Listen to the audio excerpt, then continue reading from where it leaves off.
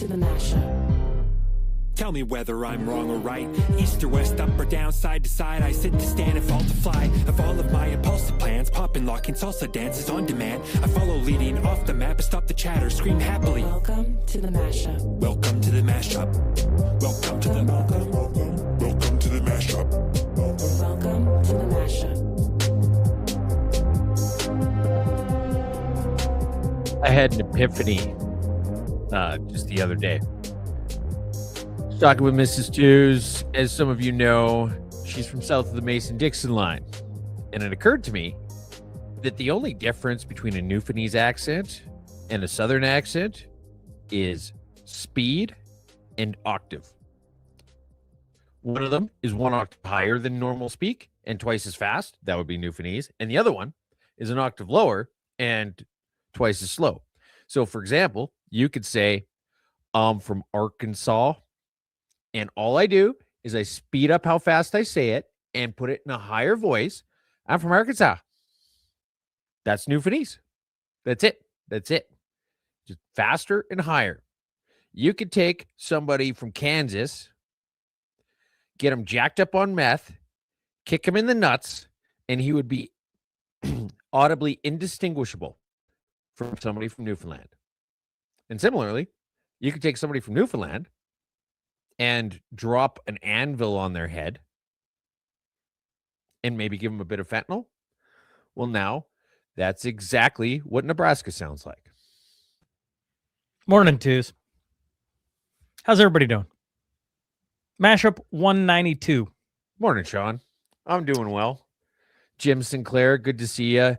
He confirmed with me last night. You know, we even discussed the time zones and everything. What time does this start at? What time does this start at? Well, it starts at 10 Alberta time. Okay, cool. Text this morning. What time's the mashup start? I'm just happy, Jim, you found it. Yep. I don't know how many times he texts me, where is this thing? Where is this thing? Jim, you've been on it. You've hosted it. You still can't find it. Anyways, he's here. Happy Mashup 192 to everyone. Morning, everybody. Like, share, auto pen the subscribe button today. Okay. Mashup 192. We got lots to get to. How about though? Well, Happy Airborne Friday as well. We're talking about Jim. Happy Airborne Friday, all the military boys. How about we start with the mash bill? How about we start there before we get into some of the other things, Tews? Tews, are you freezing up? Tews is freezing up, folks. Well, I'll talk about the mash bill. He's giving me the finger in the background. I don't think that was me. I think you're getting kicked out right now. That I have nothing to do with that. Okay, go ahead. Talk about the mash spiel. No, I said you want to talk about the mash spiel. What are you doing? Yeah, we absolutely should. What should people know about the mash spiel, Sean?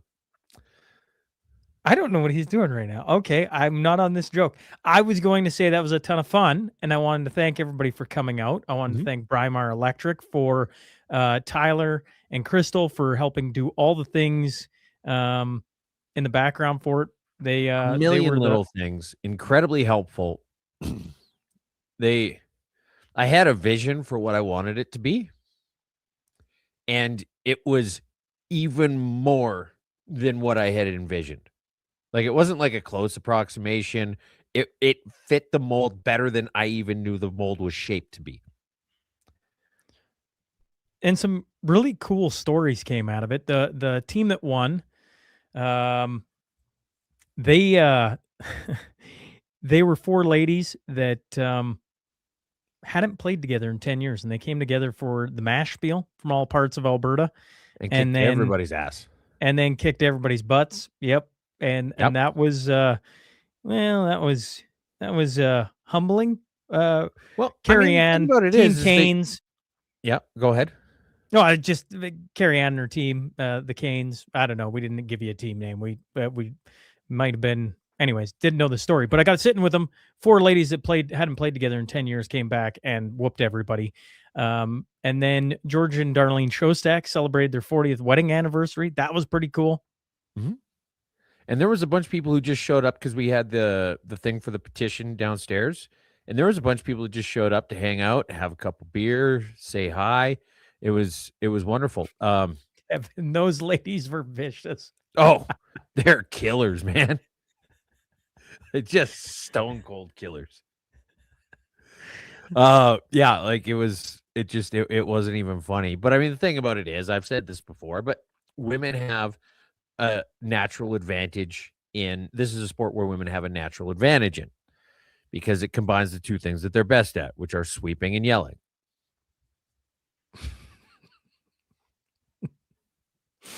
Of course, here's Carrie Ann. and there she is. There she is. All right. Hello, Carrie Ann. Yes, the Mashspiel champ from the first ever Mashspiel. Yeah. Well, I mean, there was a lot of people. I told you this before, but people weren't asking, "Are you guys going to do this again?" So, for those of you just tuning in, we did a 4-sheet tournament, 64 people, 16 teams, sold out, a ton of fun. Everybody had a blast, and like I said, this wasn't a question of, "Are you guys going to do this again?" or "What do you think about it?" It was either, "Are you guys? I'm coming to this every year." Or are you guys going to do it in the same venue or are you going to do it somewhere else? Or the other one I got was, how many of these are you guys going to do next year? I'll sit here and say I was skeptical, and because I'm not a curler, but it was a ton of fun. It was a lot of fun. And you're right. Everybody was asking when we're going to do the next one, which I chuckled about. I'm like, how about we just finish the first one, folks? I got my groin hurted from doing that movement of throwing the rock for like 5 days after. I know I'm getting older, but man alive. I didn't realize when you look at your delivery, you kind of do this thing where you do a half spin at the end and you stick your butt up in the air like a silverback gorilla trying to attract a mate. Hey, Twos, I was curious, who won in the head-to-head match between us? Oh, who won in the was that a head-to-head match between us? It was. I don't know if you could reasonably call it that. So for those of you who don't know, Sean got there a day early, spent hours throwing rocks while the rest of us are just trying to accomplish shit in the world. He shows up a day early, gets a tutorial from an absolute sniper who is, I didn't catch his age. I'm guessing somewhere around 14 or something like that. But again, like just vicious. And then, so for those of you who don't know, the teams were already set up. The brackets were already done. And he's throwing a bunch of rocks with this kid who's going to get the Mashspiel the next day. And then he says, "Well, you're pretty good at this. Do you want to be on my team?" The kid says, "Sure." And so, it's basically the 2020 U.S. election. Everything's already figured out. Everybody's gone to bed for the night. Everybody's gone home. And then the graph goes bloop because he moved him over to his team. And then he rearranged the brackets so that we were actually going to meet.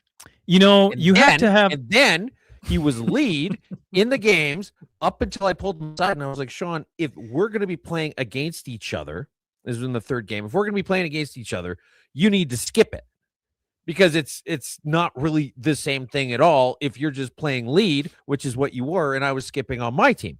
And so he says, yeah, sure. But then he doesn't even actually skip. This kid plays third for the game, and the kid's calling all the shots. The kid's saying, "We're going to throw this here. We're going to do this here." Puts 50 miles on in one game because he's got to go back and forth every damn time.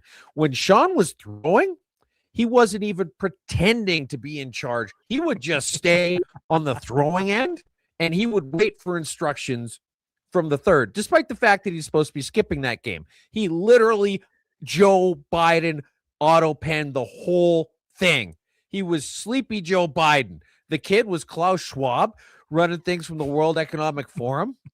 And Sean Newman was Justin Trudeau from the NSYNC video. No strings attached. Bye, bye, bye, bye.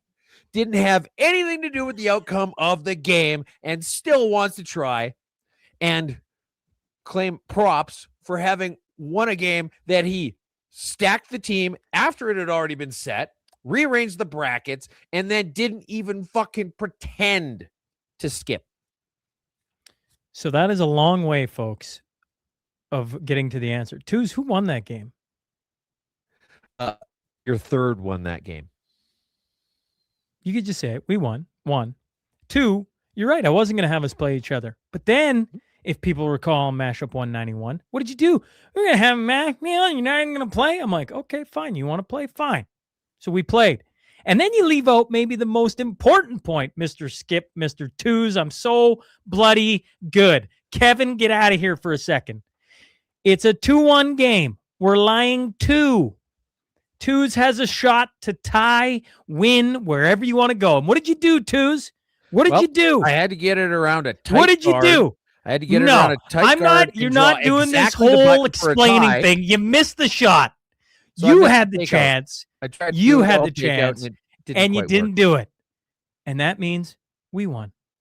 And you can criticize my leadership style on the curling ice all you want, but we Your won. leadership style? And that, folks, Sleepy is the Joe story Biden here. is not a leadership style. He can try and go all through the weeds of this.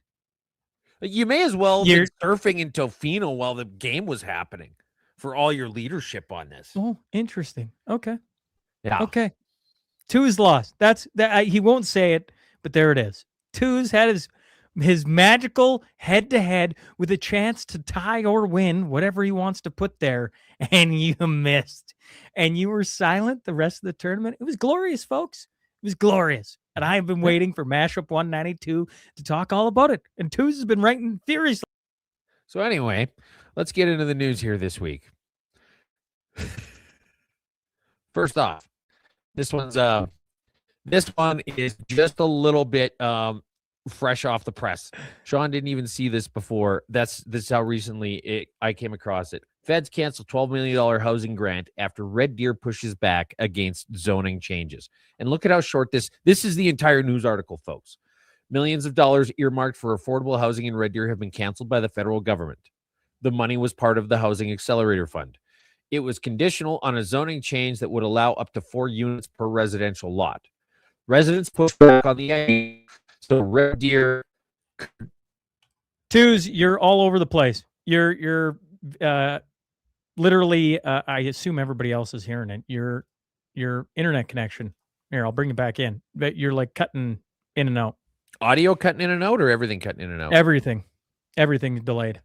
Okay, now you're back. You're back now. So if you want to finish, right. I never left. That prompted the federal government to cancel its $12 million grant. Ottawa says it's working with the city of Red Deer on next steps. So we talked about what was going on in so many other cities. We're like, so the entire population is against this blanket rezoning, and the city's doing it anyway. And then they'll have months of hearings, and at the end of it, they're like, well, fuck you, we're going to do what we want. And it doesn't make a lick of sense. Believe it or not, Canada's got a lot of spare land. We don't really need to stack everybody on top of each other. So why are we doing this? It doesn't make any sense. Why are these tiny lots or getting rebuilt on a normal sized lot with 4 fucking houses? Why? Well, because the federal government doesn't explicitly tell you what you can and can't do. They angle a pretty big fucking carrot if you do it. it must be the cold must not like, or the internet must not like the cold out and where you're at, because you keep, every time you start yelling, you go all jumbly. So I don't know if it has anything to do with anything but your internet connection today. I assume everybody else is seeing this and hearing this. Please do comment. Okay. But anyways, maybe I just shouldn't yell. okay. Good luck with that. Okay. Coming off a mash spiel loss, I don't think you're going to be the non-yeller today. I get a year of this. This is great. This is great. Okay. Coots 6.5. Can I switch? Because right now you're jumbly and your screen keeps going blurry on me, and I assume you're there. Anyways, now you're back. I don't know. Is anybody else seeing this? Like I'm waiting for a post to say, yeah, we're seeing. Usually it shows up in the corner when I've got a bad connection. You know, it'll kind of do like the bars going down and check your. Sounds like Bell on the highway. I don't know. It looks good on my end. I don't know. I could try and reset real quick while you just filibuster. Sure, if you want. Go through a couple articles. I'll see you in a bit. All right, sounds good. All right, well, let's do some of the big news. In the Coot 6.5, we talk about lots of the um, rough stuff going on in society today. Might be the easiest way to put it. And on Friday, a three-judge panel of the Federal Court of Appeal unanimously upheld Judge Richard Mosley's trial division, finding that the Trudeau's government 2020 use of Emergencies Act powers was unlawful and unreasonable. I think we all knew that, but I think it's positive. I think I can use that word, that they upheld it. I mean, doesn't that just seem self-evident at this point? But it did happen, and oh yeah, here we go. We got some people coming in. Morning, Claire, and Tom Paisley, sound and visual tweaking, watching from London, Ontario. Hello, London, Ontario. Anyways, going back to this, yeah, I think upholding Richard Mosley's findings is good news. And I don't know, in a world in Canada where we seem to have less than good news on a weekly basis, that's something else. I want twos in here for the independence talk, but maybe I'll just start by a couple of different things. There's the independence talk has showed up at Zero Hedge, which I thought Twos had shared that article, which was interesting to me. Alberta sees large turnout for petition to separate from Canada. Here's what I separated out from it, folks. Arguments against the referendum say that Alberta is landlocked, which would make it separation economically disastrous. This is not entirely true. Their short border with the U.S. and newfound sovereignty would allow the province to establish more significant oil pipelines, which the Canadian government has constantly blocked in the past. The development along the greater resource exploration alliance with American interests would make Alberta one of the wealthiest regions in the Western Hemisphere. Furthermore, Alberta stretches within 700 miles of the Arctic, an area of the world which is quickly becoming central to geopolitics. Early warning systems and NORAD bases in Alberta are integral to U.S. security. These bases could shut down in an event of conflicts between Canada and the U.S. escalate. A free Alberta could become vital to U.S. defense. The debate over U.S. ownership of Greenland is only one element. A larger global shift to the north, Alberta's exit from Canada, and potential alliance with the U.S. could have vast implications for international relations. Sorry, Twos, if you're just catching up, what I hopped to was the fact that Zero Hedge is now chimed in on Alberta independence. I think that's interesting. I mean, there's a whole bunch of other articles we can get to. I just hopped into the independence chat. I haven't shown any of the videos of the lineups, anything like that. This is the first thing I was talking about. I thought Zero Hedge chiming in was interesting. Well, I mean, it definitely is, but it's tricky because we could get into, this tweet, for example, perfect example. An unsubstantiated claim: Alberta has severe foreign influence problem. We need to get louder. Lots of exclamation marks. And then a guy whose name is Jay in Kiev is talking about it. Russia's project to get Alberta to secede from Canada is now gaining steam. So first off, the idea is a shit idea on its own. Let's say you're Russia. You want all of Canada to be as weak as possible. And it is, because the way Confederation set up is hot garbage. If you want it to be as weak as possible, you've got a situation where the vast majority of the country never has to do anything with their lives and do anything substantial because they get a shit ton of free money, while at the same time, the people who actually build the things and make the things are brought down by the fact that they need to give so much of that wealth away. This is currently the weakest possible version of what is now on the map known as the area known as Canada. Okay. So if you had Alberta separate from Canada, the rest of Canada would have to pull themselves up by their bootstraps and actually fucking get jobs. And Alberta would be unfettered by the handouts that they're required to give away. So this falls apart just as a concept, or falls apart just as a concept. But here's the other thing. Why is a guy named Jay in Kiev complaining about foreign interference in Canada? His bio says American in Ukraine. An American guy in the Ukraine is complaining about foreign interference and the claims, the unsubstantiated claims that Alberta's sovereignty movement is led by that. Well, first, it's X, so I don't really care about one random guy's post on it, but I get your point you're making. To me, Zero Hedge is different. That's an outlet that a ton of people turn to, and a ton of people I know write for. The And so Alberta to me, independence movement is foreign-backed, foreign-funded, and promoted by foreign social media accounts. This person in Texas has over 2 million followers. Investigations need to happen. There's a whole there's a whole bunch. Okay, it's not that it's isolated.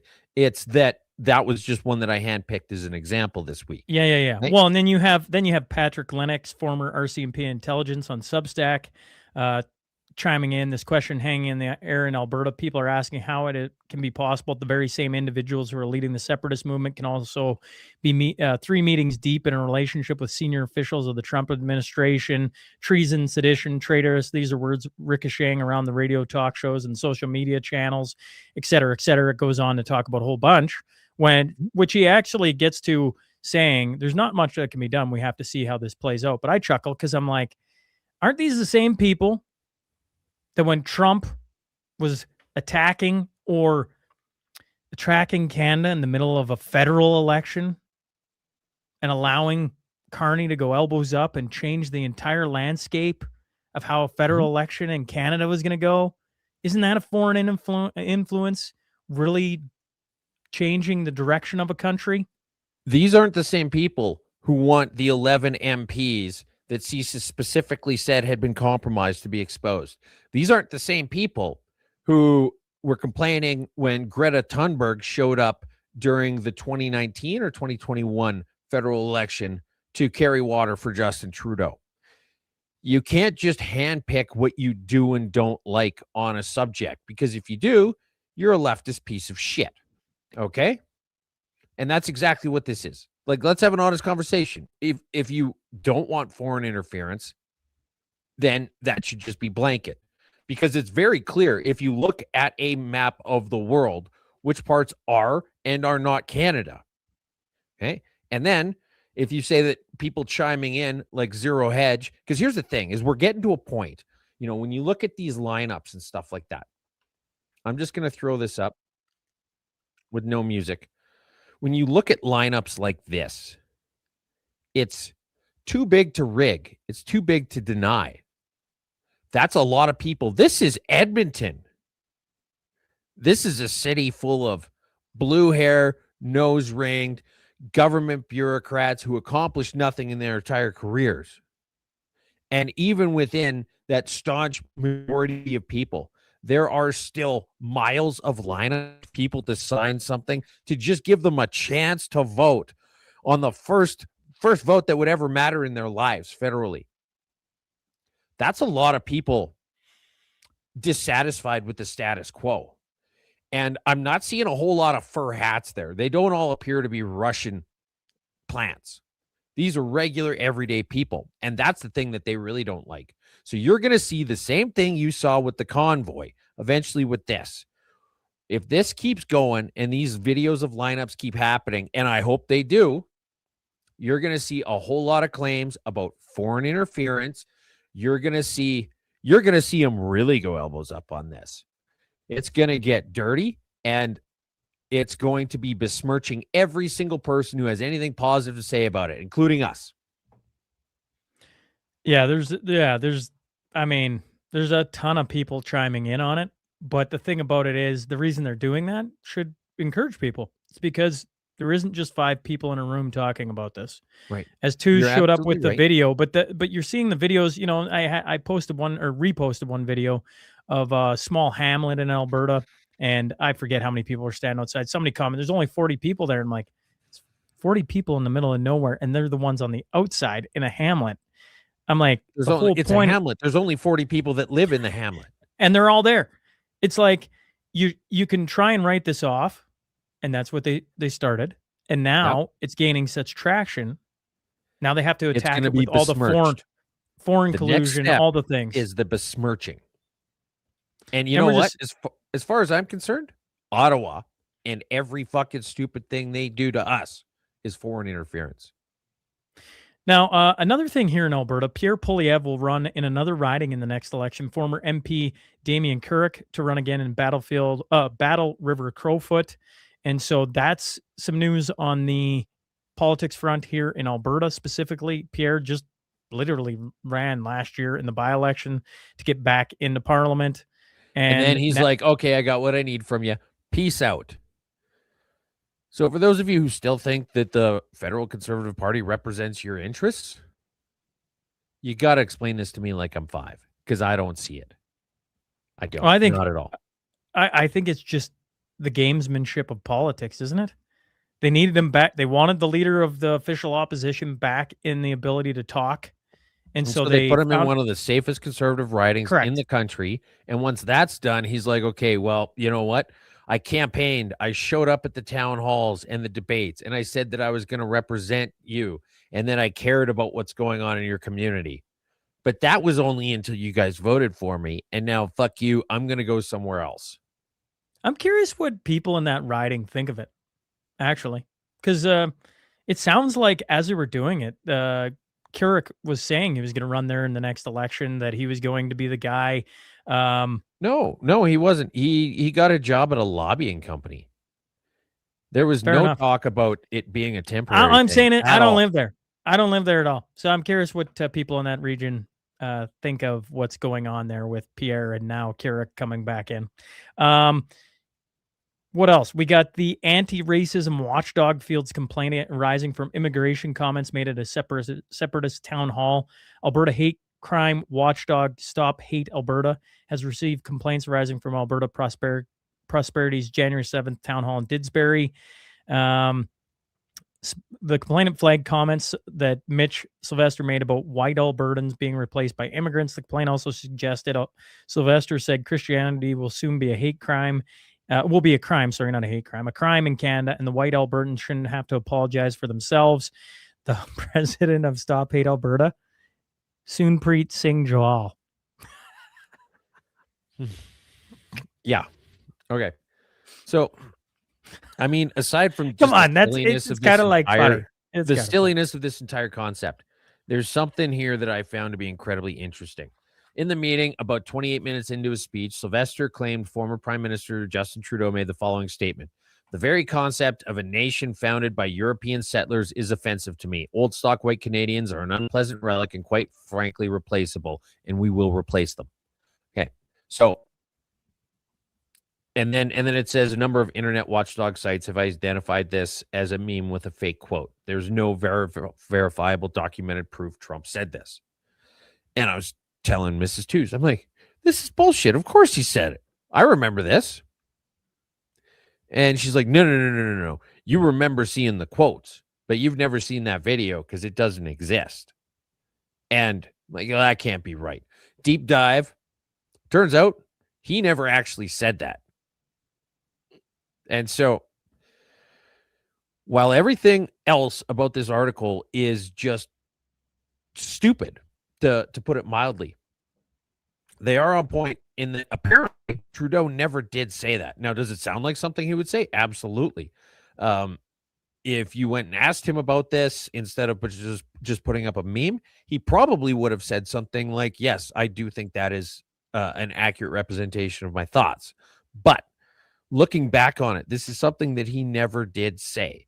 And again, the besmirching is going to be coming out fierce. So we need to make sure that we're on point and not. You make a good point.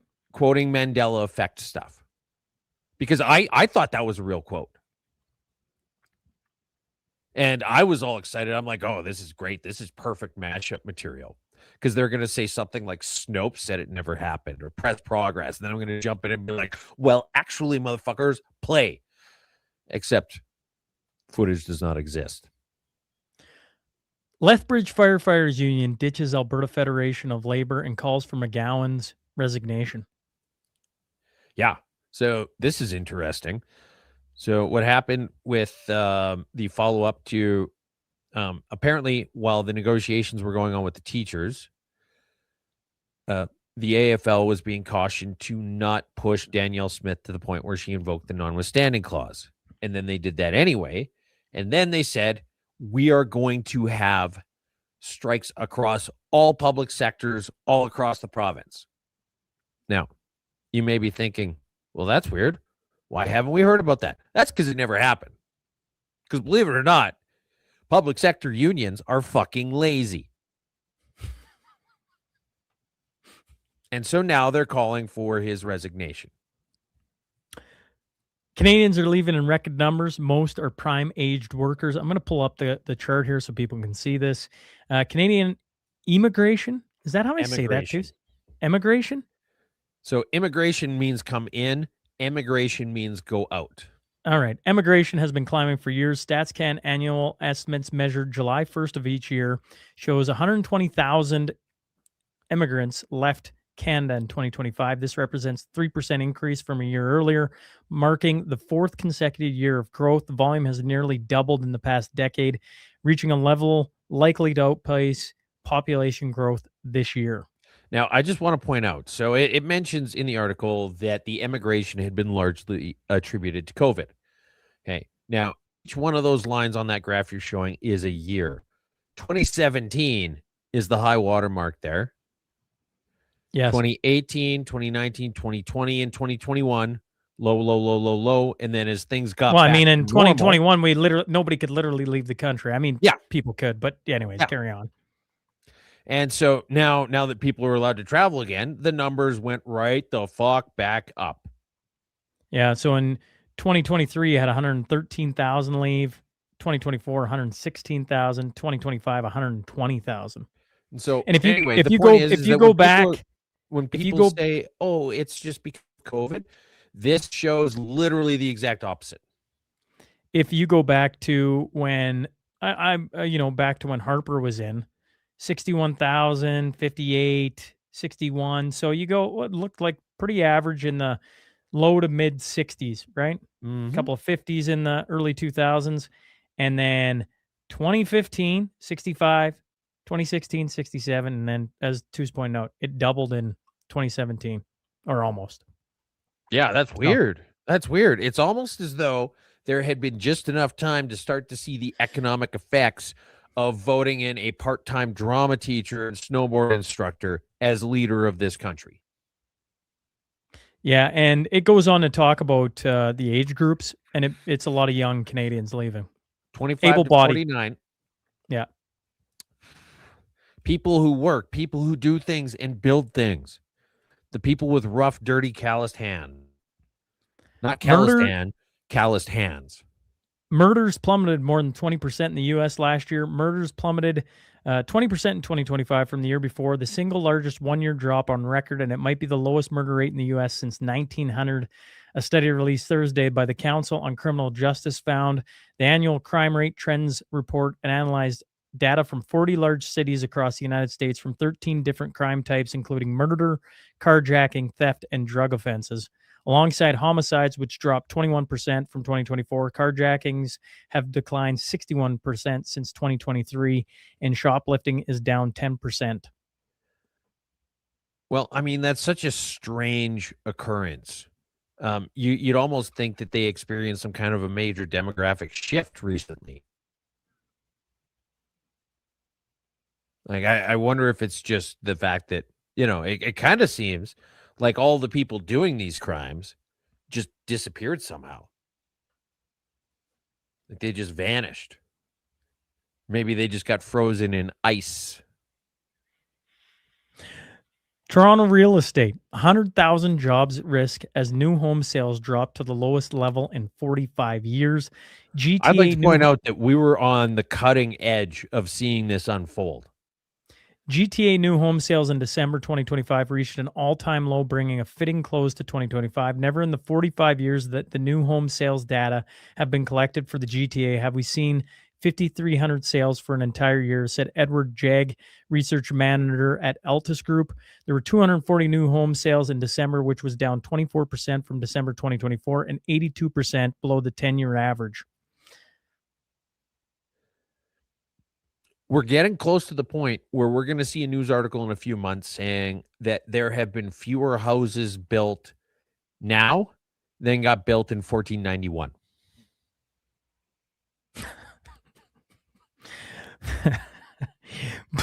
Blame for 1491. 1491. Yes. All right. What happened in 1492? Well, 1492, Christopher Columbus sailed the ocean blue. Right. And so there weren't a whole lot of wooden structures being built in Toronto before that.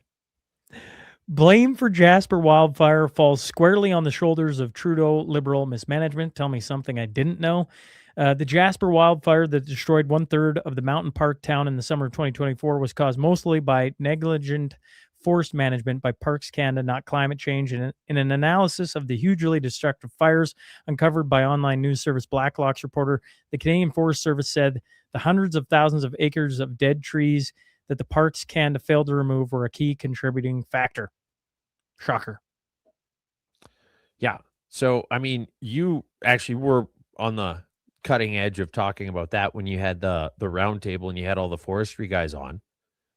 And meanwhile, the legacy media and the liberal politicians and Elizabeth May with her crazy googly eyes and a bottle of fucking vodka were talking about how it's climate change that did this. Climate change, climate change, climate change. And no amount of reason would get through to them. You know, you can't just a reasonable conversation about what were the contributing factors. But no. We got to be as crazy about this as possible. Elizabeth May is so fucking insane, Sean, that you would have to fuck her with a tinfoil condom.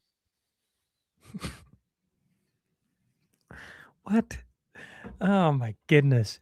Welcome to Mashup 192. Tuesday's got a shoddy internet connection and he is on fire with I don't know. You keep coming and going. It's all right.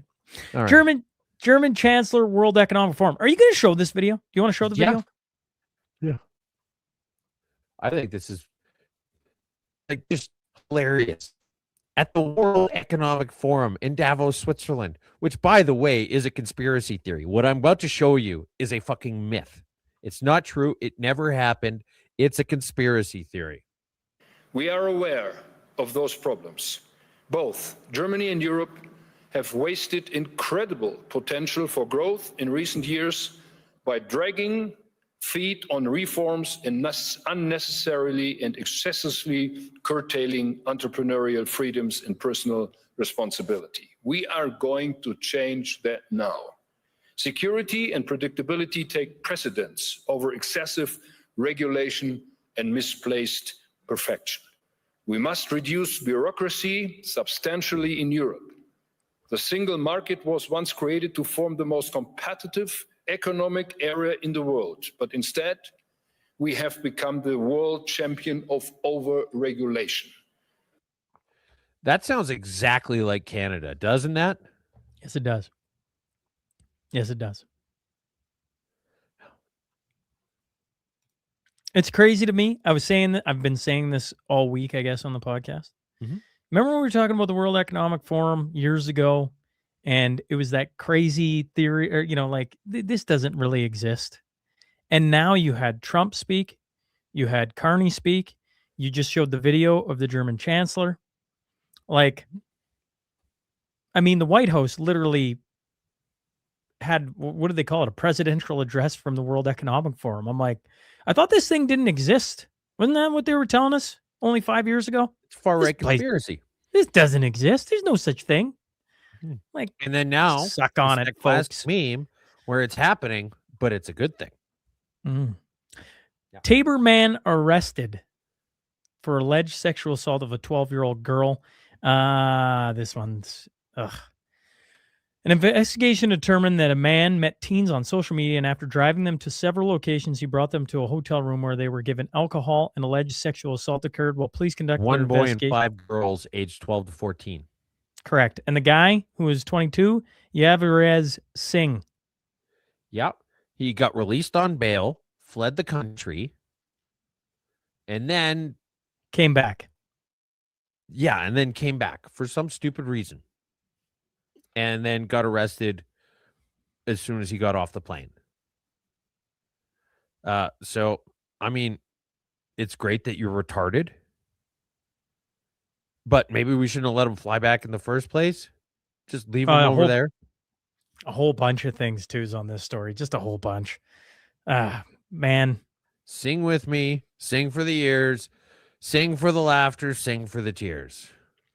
GFL announces relocation of headquarters to U.S. to support enhanced global shareholder ownership. One of the things Tuz and I have been discussing in, I don't know how many mashups has been, folks, but, watching all the businesses move their headquarters or different projects out of Canada. Here's another one. GFL Environmental Inc. announced today that it has relocated its executive headquarters from Vaughan, Ontario to Miami Beach, Florida. There's a whole bunch of reasons why they state, but I would do it just for the weather, personally. Like if I was, because here's the thing, is the people who work in that building are the ones who decide where that building is located. And so you get into some polar vortex or some shit like that, you look around and you're like, okay, who decides that we need to be here? We do. So we get to just pick wherever in the world we want to be? Yeah. Well, let's go to the fucking beach, shall we? It's just another business that's made headlines of leaving Canada, or at least their headquarters in this case, leaving Canada. Specifically Vaughan, Ontario. So I'm sure that Doug Ford is going to do a press conference where he's just going to rip open a garbage bag and dump it out all over the parking lot. U.S. being a garbage disposal company. Yes, they are. U.S. officially exits World Health Organization. Today, the United States withdrew from the World Health Organization, freeing itself from its constraints as President Donald Trump promised on his first day in office. Secretary of State Marco Rubio and Health and Human Services Secretary Robert Kennedy Jr. declared on January 22nd. This action responds to the WHO's failure during the COVID-19 pandemic and seeks to rectify the harm from those failures inflicted on the American people. It doesn't make sense for any mature nation to be part of the World Health Organization. It simply doesn't. Like there's no benefit to be had. And you might make an argument like, oh, well, it's good for us to be stewards of this or some fucking thing like that. But just a blanketly partisan organization that changes its mind every couple weeks and threw the whole world into chaos for multiple years. You're like, you guys fucking suck at this. We're going to go in a different direction. Well, what's the matter? What, you don't like us? No, I don't really care about you personally. This isn't a reflection on you as individuals. It's just that you fucking suck at your job and we're not going to fucking pay you to wreck our country anymore. Oh, why are you being mean? We're not being mean. We don't care about you at all, one way or the other on a personal level. But on a professional level, as I said before, you fucking suck. Peace out. Gun buyback program. You had, I don't know. You want, here's all the people that are against it. Tuz is probably going to show you some videos. Alberta won't participate. Wab Canoe says Manitoba's not participating. Barrie Police opt out of the federal gun grab. New Brunswick Police say they won't help. Northwest Territories rejected it. Toronto Police Service, the largest in the country, said in a statement to the Toronto Sun on Tuesday that they are not participating. Doug Ford says he won't. I mean, well, he didn't say he won't. He said it's going to be ineffectual. Or maybe he did say he won't. I can't even keep up. So Northwest Territories and Yukon, Alberta and Saskatchewan. Winnipeg said they're not going to help out. Everybody except for fucking Quebec and New Brunswick, who hasn't openly said whether they can or not, but the police force said they don't have the money to do it, which is basically saying, hey, we can give you a little bit of good optics if you grease the fucking wheels, which is greasy because you shouldn't care about your support or lack thereof on this issue should stand on its merits alone, not how much the federal government is going to give you. You fucking sellout pieces of shit. Okay? Now, Gary Annanan said, I think I'm saying that right. Ratioed into oblivion. There are like, here, if I go to the comments, there's 1,500 comments and 69 likes on this. Here's Wob Canoe. Now, I just want to. This is a little bit long, and I'm gonna try and find the right spot by guessing roughly where it is. Rather, about firearms and gun control and stuff like that. But we also have to look at what this is. It's a federal government program that doesn't appear to be very efficient, doesn't appear to be well run. And so for us looking at that, why would we want to take on that whole headache? I think, again, you're free to have your views about firearms and the legislation that we should have, but it's just our view that looking at this is not a good program to get involved with. I ask it that way because you couch this in the statements, your government couched this yesterday in the statements that, as a hunter, we appreciate, we understand what people are coming from. Hunters don't use assault rifles to mow down deer in a row here. Okay. Now, Wob did pretty good with this. But if I was going to give the politicians or anybody being asked to speak about this who's fielding questions from reporters, I would just be like, look, I'm going to stop you right there. There's no such thing as an assault rifle. They're not used to mow down rows of anything. Fully automatic firearms have been prohibited in this country since 1977. So if anybody can show me their pal or our pal, I'll take the next question from them. That's how I handle this. You're in a room with people with very strong opinions based on literally fuck all. And you need to point that out. Twos, I'm ready to laugh just a little bit. Could you show us some videos of drivers? One of the things to the folks who didn't tune in maybe the last couple of weeks, if you're new to the show, anything, we do this segment called Drivers. And I used to go through them all. And then one week they weren't populated. And so I had to watch them all with you at the same time. And I enjoyed it so much. I'm like, I'm never going back to reading these articles. I'm never going back to watching these videos. I want to see them firsthand. So twos, I'm curious what you dug up on drivers this week. Okay. Let me just read this. This isn't a video. I'm just going to read this. Ottawa OPP stopped this driver on Highway 417 shortly before 2 p.m. after the driver flashed their high beams multiple times at the officer's cruiser, no apostrophe, in an effort to have him move out of the fast lane. Clearly, the driver, who displays anti-tailgating message on the back of their vehicle, did not realize they were behind an unmarked police car. The driver was charged for improper use of high beams, a $110 fine. So the unmarked police car was cruising along slowly in the left lane, and when they got high beams flashed at them, saying, get the fuck out of the way, they turned on the whirly birds, pulled the guy over, and gave him a fine. This is a dick move. This is peak Ottawa. I just want to point that out. Okay? Here's this one's pretty good. So we're talking, I threw it in with drivers.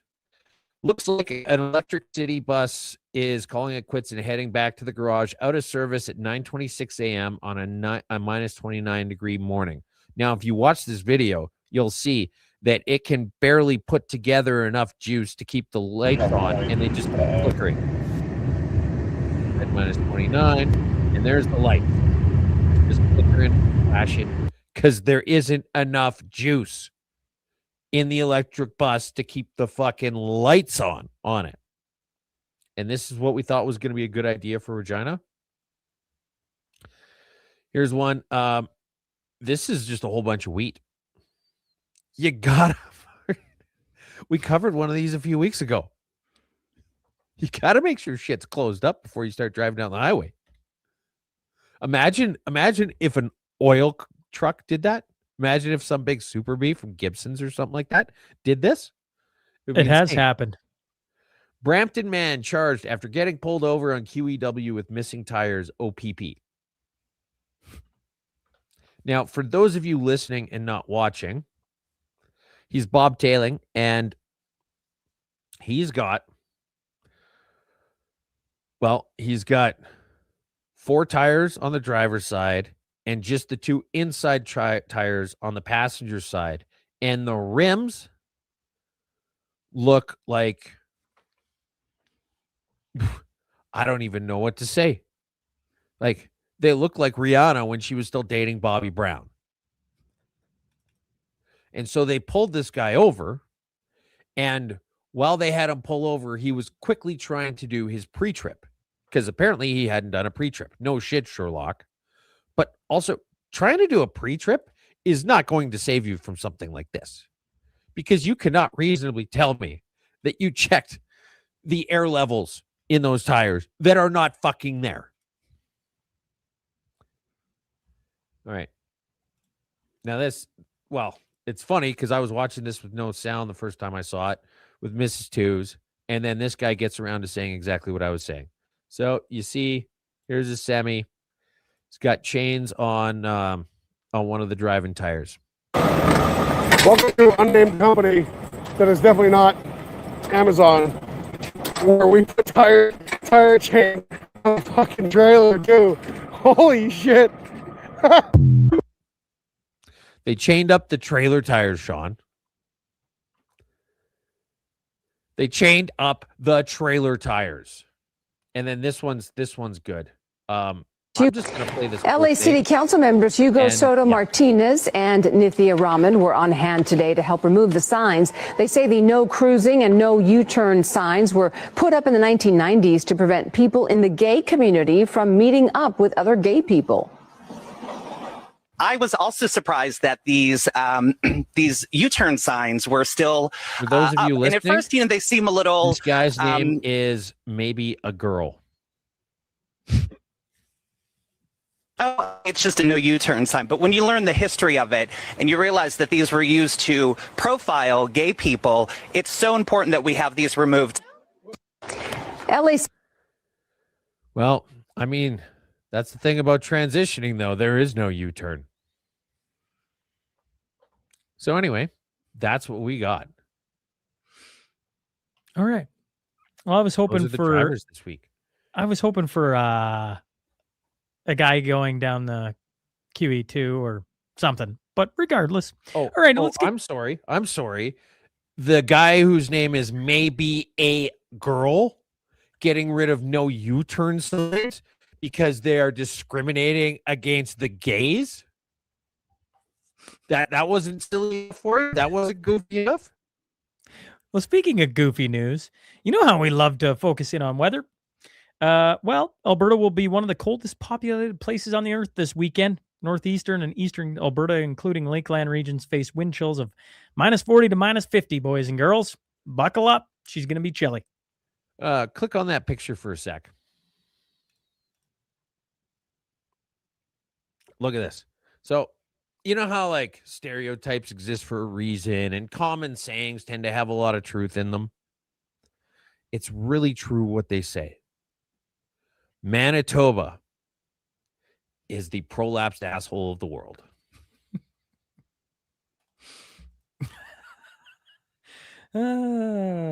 Sorry, Manitobans. Here's Carla Beck. Okay, I'm going to pull this up. It says, these are the weapons and paraphernalia seized at the single door at Royal University Hospital over the course of 4 months. Goes on to say, from a single door, there are 14 at the hospital. I'm told workers have been speaking out for months about safety in our hospitals. At nearby St. Paul's Hospital, 200 workers have signed a letter demanding more action from Scott Moe and the Sask party. So people are bringing, they're confiscating. In this one, they got a handgun, knife, a whole bunch of bag of goodies, pliers, knives, alcohol. Well, so here's the thing. I don't know if you've ever heard me say this before or not, Sean, but the NDP are not a serious party. Okay. And so, yes, there is a firearm there. And yes, there are machetes. And I get it. If it's your lucky machete and you're going into the hospital, you probably want to bring it with you. But look at everything else that's in there. You tell me that these are safety concerns from crackheads? There's a pair of channel lock pliers, a crescent wrench. How many different some nunchucks cutters? Okay, yes, like I said, it's not totally without merit. But a Leatherman? Really? You've got a Leatherman as something that you're concerned about? Let's look at the next picture. We've got manicurist tools. There are 2 vapes over there. I zoomed right in on that thing just beside that one vape, and I cannot for the life of me tell if it's a plumb bob or a butt plug. But either way, I don't think it's a safety concern for anybody else at the store. You've got a butter knife that had been seized, and then a Milwaukee folding knife. Do you have any idea how expensive those Milwaukee knives are? That is not crackhead paraphernalia. That's something that somebody uses. That's a daily, everyday use thing, like so many people in the world have, just pocket knives. That's what it is. Do you honestly want to tell me that some crackhead who can't scrunch together enough money for a fucking cup of coffee and tries to steal it surreptitiously from McDonald's is going to save up his crack money to go out and buy a Milwaukee knife? Come on. And needle nose pliers. And then even in this one, you've got a bunch of folding knives that look like work knives, roofing nails in the top, roofing nails. Okay. There's a pair of just regular ass pliers that's still in the package. There's a scraper right next to a couple pairs of nail clippers. And actually, I forgot to point it out, but in the second picture, there was a pair of tweezers. This is everything the TSA was in 2002. Come on, let's be a little bit serious about this, shall we? I get the fact that there's some stuff that's there legitimately, right? Not taken away from that. But there are a half dozen assorted sizes of side cutters at the bottom of that picture. And I'm a guy who loves the idea of a half dozen assorted sizes of side cutters because they are the most useful tool you will ever own. But come on, NDP. I expect very little of you, but this is fucking nuts. In Minneapolis, there's a video. I assume you want to show it if it'll come through. Currently standing outside a hotel in minus 15-degree weather, banging pots and playing instruments to keep J.D. Vance from sleeping inside his hotel. Little do they know, J.D. Vance landed back in D.C. 5 hours ago.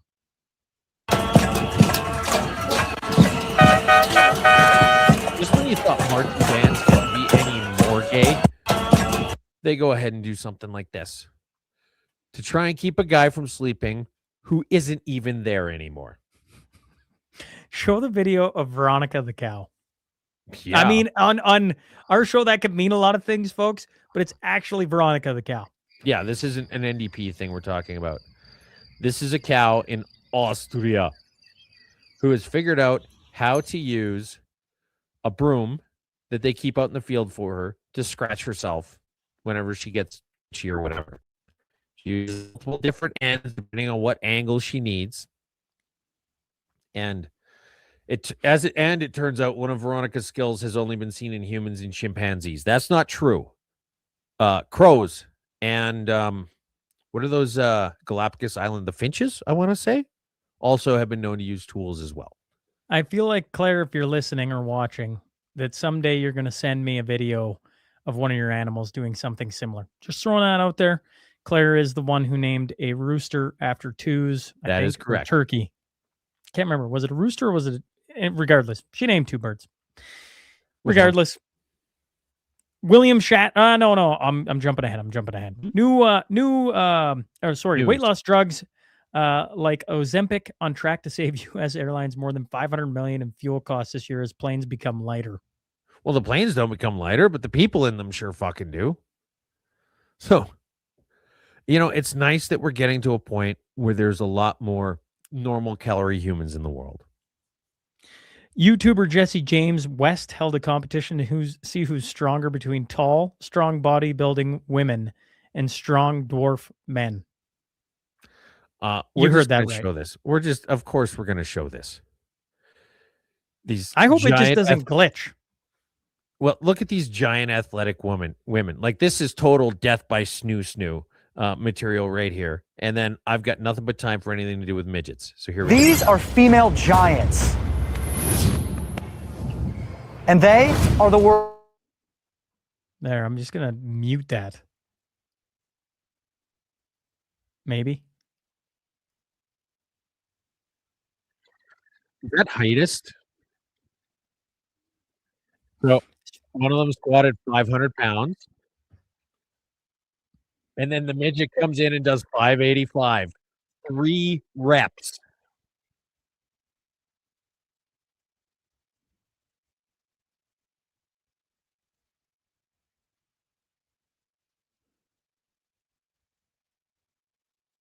And then they got them ring wrestling. The video's just glitching Midgets on are this. just tossing these women around like rag dolls.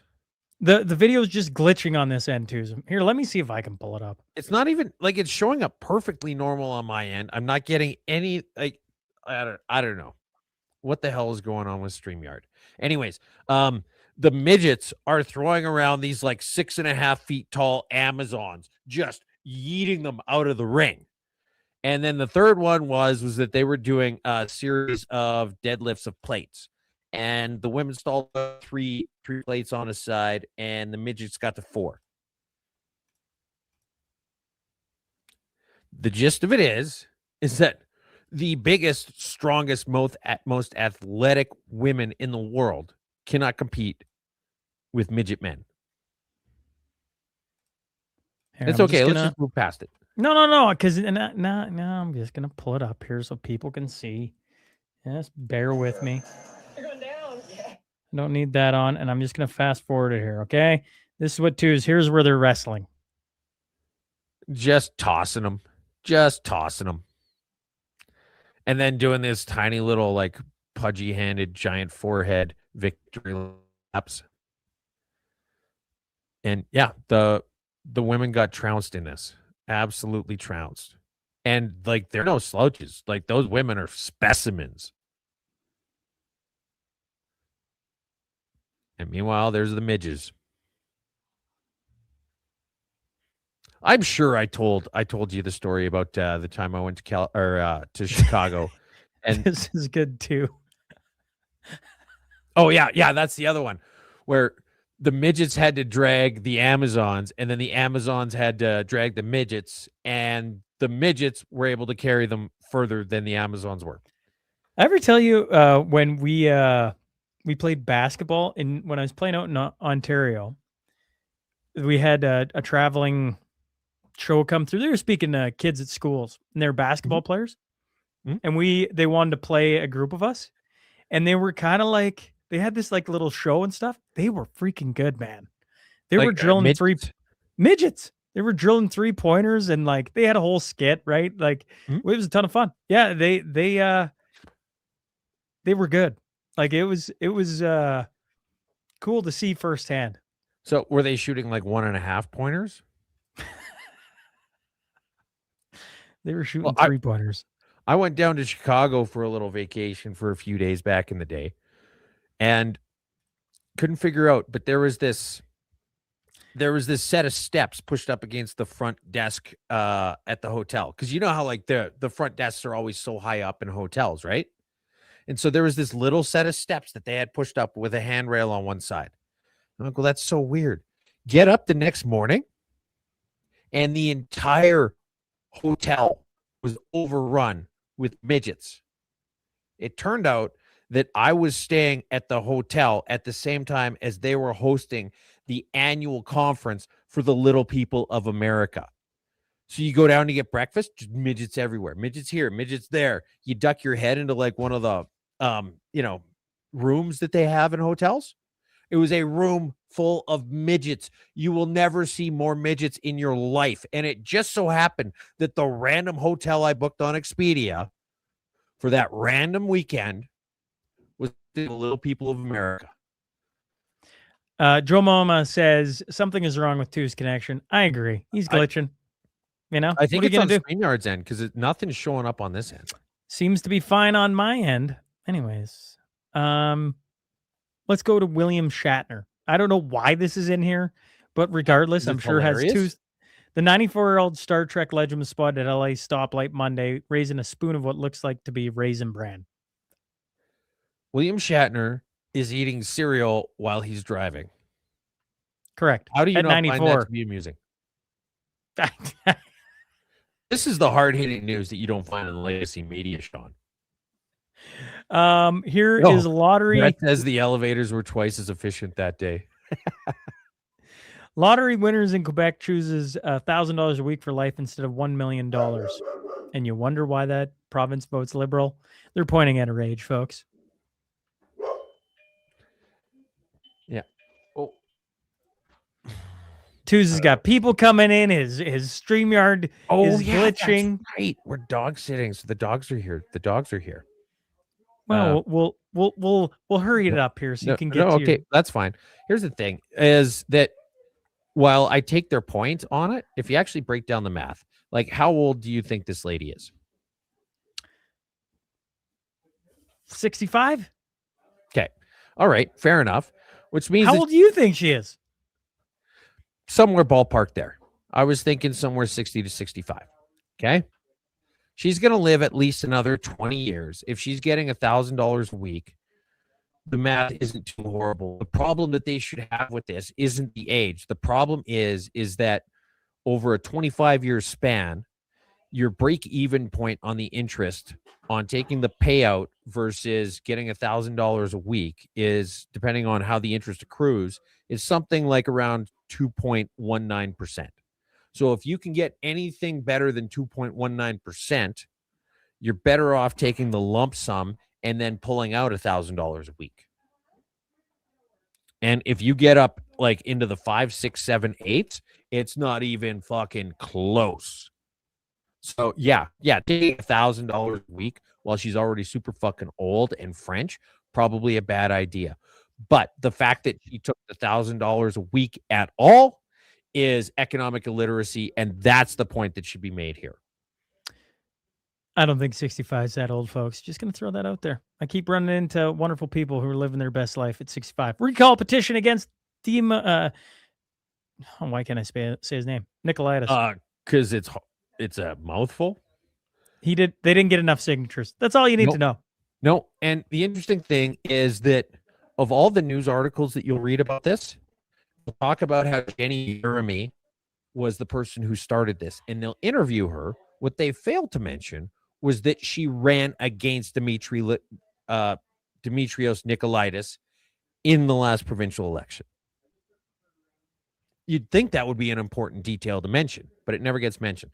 So they needed about 16,000, and they got about 6,000. So something like 3 or 4% of voters in that area supported the recall petition. And this is what I said. This is yet another Tuesday's right of the week. As I said, it doesn't really matter that all of these petitions are started. What matters is can they actually get the signatures before they become anything other than a nothing burger. And for those of you wondering, like, well, how many millions are going to be spent on this? Well, in this case, none. Two's, your internet is crap today. I'm just going to throw that out there.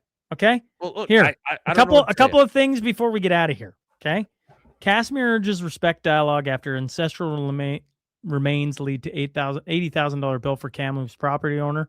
They were doing landscaping, found 2 human skulls, which then the chief of Teklums T. Semgwaki, it doesn't matter, says any discovery of ancestral remains must be handled with dignity and respect, responding to headlines across BC about Kamloops property owner facing an $80,000 archaeological bill after prehistoric skulls were unearthed by landscapers last year. Then the guy hired his own archaeologist to come in, and he talked about how they looked like they were dumped there because there's a whole bunch of things in the skulls that don't match what was there. And they were in a pile of sand that had been dumped there. Correct. So that's going on. You have advocate build Cairo junket, a self-described watchdog for homelessness, build taxpayers nearly $14,000 for a business class junket to Cairo record show. Employees in access to information, emails questioned expenses charged by Mary Jose Hule, cabinet member at a $200,000 $13 a year housing advocate. It's my job to be a watchdog for housing and homelessness in Canada. And she went to Cairo and billed taxpayers $14,000 for it. You got Scott Moe on national unity. The challenges we're facing today are not coming. Play this. Oh, you play this. Okay. I got no sound.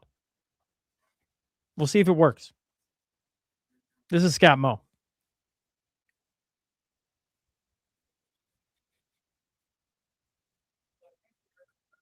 I got nothing.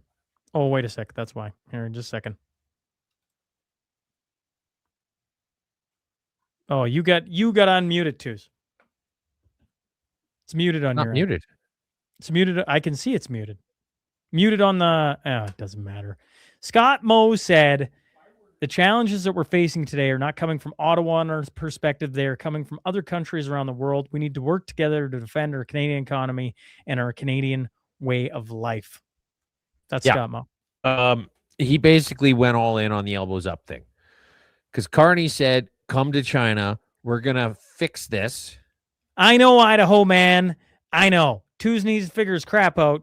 It's 1 day a week. And, isn't that the way it works? That's the way it works. That's the way live streaming goes. But here's the thing is that Scott Moe got dragged to China to fix Carney's mistake. And then Carney now feels as though Scott Moe owes him. And Scott Moe feels as though he owes Carney. And he's carrying water in this bullshit. Like, look at him. Maybe the picture doesn't glitch out. Tell me he looks like anything other than a fucking hostage video right here. Grow a spine. You got the biggest snowfall in 130 years in Kamchatka, Russia. People are leaving their apartment complex by the roof and sliding down. The videos coming out of this are just straight on wild. Look at this snow there. Holy crap, man. How many stories is that? 1, 2, You're 3, assuming you 4, can see the 5. bottom story. But 1, 2, 3, 4, 9? 5, 6, 7, 8, 9. And they're going 9? off the roof. And they're going off the roof. Yeah. And then here's another one.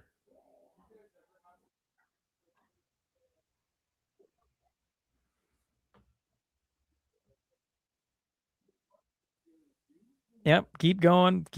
Like they tunneled into the vehicle. Wow. Yep. That's impressive. I would not. I don't care how much snow's out there. I would not be doing this. This is awesome. I would love to do this. Dude's jumping out of probably like a, 5 or 6 story building and just doing one nice little backflip into the snow. That's how much snow there is. That you're able to escape from your building like Tyrone in the second to last season of Game of Thrones, or pardon me, of The Wire, but without having to find a broom as a crutch afterwards. We switch over to the sports desk. 2 stories here. Niners, the San Francisco 49ers, looking into everything, including substation theory, the theory that is the excessive exposure to electromotive force, EMF. Holy man. According to Over the Cap, the 49ers had 20 players on a reserve list this season, accounting for more than $95 million in adjusted annual value on their contracts, the highest amount in the league by nearly $20 million over second-placed Arizona. That comes on the heels of the 2024 season, in which the Niners led the league in adjusted games lost at 141.2, a number that estimates the impact of injuries on teams. And so they're looking at everything, including EMF. Yeah, they're wondering if the EMF frequencies of the stuff around the stadium are causing people to get injured. Because, I mean, it's just so crazy that it seems like all these guys in San Francisco just go down so easily. Alex Ovechkin leads a group of several Capitals players who refuse to partake in Pride festivals. They just skated on the ice with no Pride tape on. Yeah, that's the article. Ovechkin came out with regular tape. He didn't wear the ribbon.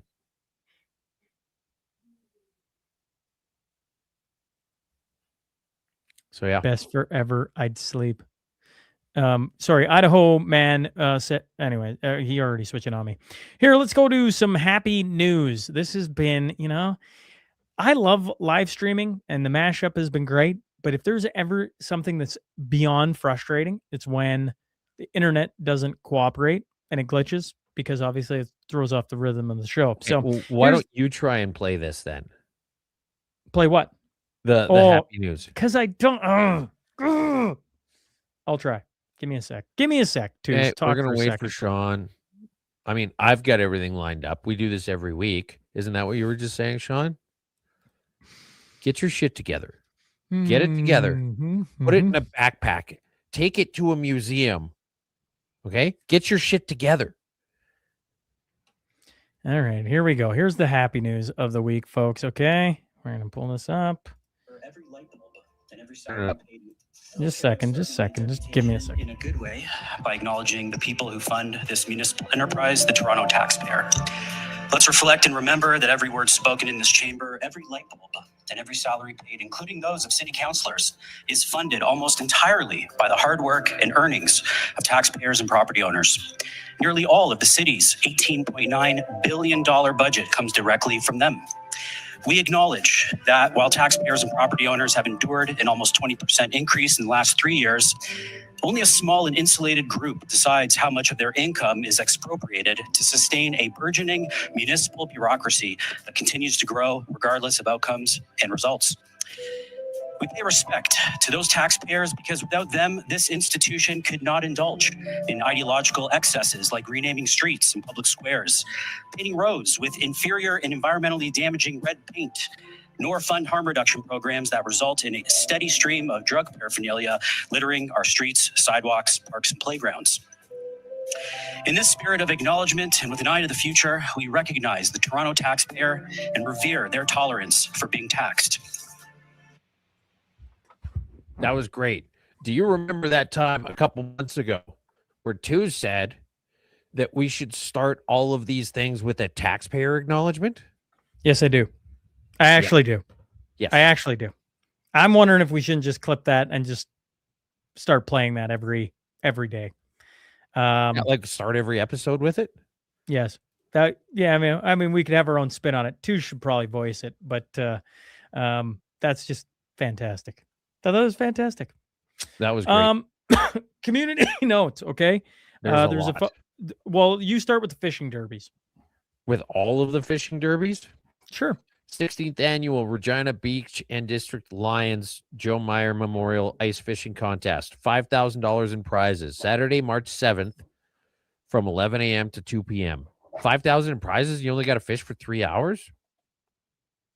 500 for biggest fish of each species. 300 for first fish, and $200 for hidden weight in each species. Species are perch, walleye, pike, burbot, and tilapia. Prize payouts to be prorated on number of participants. Registration and pancake breakfast at the Memorial Hall from 8 to 11. 25 for an adult, 15 for kids 12 and under. 2 holes per entry. That's what she said.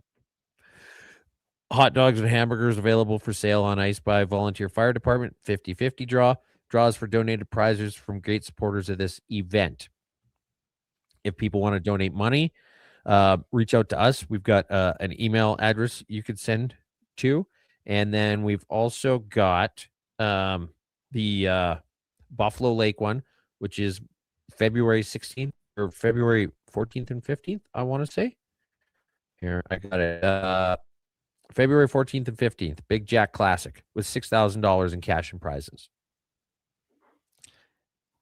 We got one. I have one sent to me this morning. So it's called Geek on the Peak here in Lloydminster. Louis Stang and Ian Bull are staying outside of City Hall on an elevated platform for 6 days and live streaming the entire event. They're taking donations for, where is it? For Telemiracle 50 called, Kinsman Lloydminster are doing this fundraiser, Telemiracle 50, and they're staying in an igloo on a platform out front of City Hall too. So that should be interesting. And it should be interesting. And geekonthepeak.com is where you can find out more information regarding that one. Yeah. Shout out to Brad in Bonnyville. March 28th, Cold Lake at the Energy Center is the 4th annual Thermal Cup hockey tournament. 8 teams from oilfield companies pitted against each other to raise money for 6 kid sport chapters in the region. Bonnyville, Cold Lake, Lloydminster, St. Paul, Vermilion, and Wood Buffalo. 8 teams: Synovus, CNRL, Conacher, Greenfire, Imperial Oil, Strathcona Resources, Cold Lake, Strathcona Resources, Lloydminster, and Suncor. I don't even know why you'd want to be in a tournament against CNRL. if it's anything the way their bidding process goes, they're just going to sit you aside and tell you how many fucking goals you're allowed to score. But it should be pretty fun regardless. The 2025 event raised 65 grand, and all the money stays within the local chapters. Which brings me to, we got to figure out what we're going to call this. I'd love some input from the audience, but we'll start with Community Hero of the Week. Last week, Jamie came on, highlighted twos, or I guess that's what, two weeks ago? Yeah. Is that 2 weeks ago now? 2 weeks ago. Yeah, it was 2 weeks ago. And so we've been talking about some different people. And this past weekend at the Mashspiel, Darren Glubish was the man who stepped up and gave everybody safe rides home. Yeah. And that came, Jamie was on me about everybody drinking all day and having a safe ride to and from the hotel. And so a text got sent, Darren Glubish. So shout out to Darren. He stepped up. Thank you again. Drove people to and from, had the bus break down, lost the alternator, fixed it, and still arrived to take everybody to and from, charged us nothing. And I think that's something to really highlight this week. Darren Glubish, shout out to you. And yeah, the entire group out there, they were just fantastic. You got a bunch of people. You got an idea for what we should call it, folks? I'm all ears, because I think highlighting some of the best in our communities is a great idea. That comes initially from Jamie Sinclair. And I think there should be more of that. One other community note, obviously the Cornerstone Forum returns March 28th. And if you haven't got your tickets yet, some of the notable people coming to that: Neil Oliver, Premier Daniel Smith, Martin Armstrong, Tom Luongo, Alex Craner, Matt Arrett, Chad Prather, Vince Lanchi, Larry C. Johnson. Yeah, it's going to be a fun day, March 28th, and hope to see you all there. Twos, Mashup 192 in... Well, it's done. It's done. It's been... Are you going to say it's in the books? Is it in the books? It's in the books. It's one of the ones where you keep freezing on me even right now as I'm staring at you, and you got a silly face on your face right now. Anyways, folks, we're here every Friday, 10 a.m. Mountain Standard Time, and look forward to having you back. Hopefully, in the weeks to come, it doesn't glitch on us as much as it's glitched this week. Either way, thanks for being here. We'll be back next week with Mashup 193. As always, twos, it's been a pleasure. We'll catch up to you next week, big fella. All right, thanks.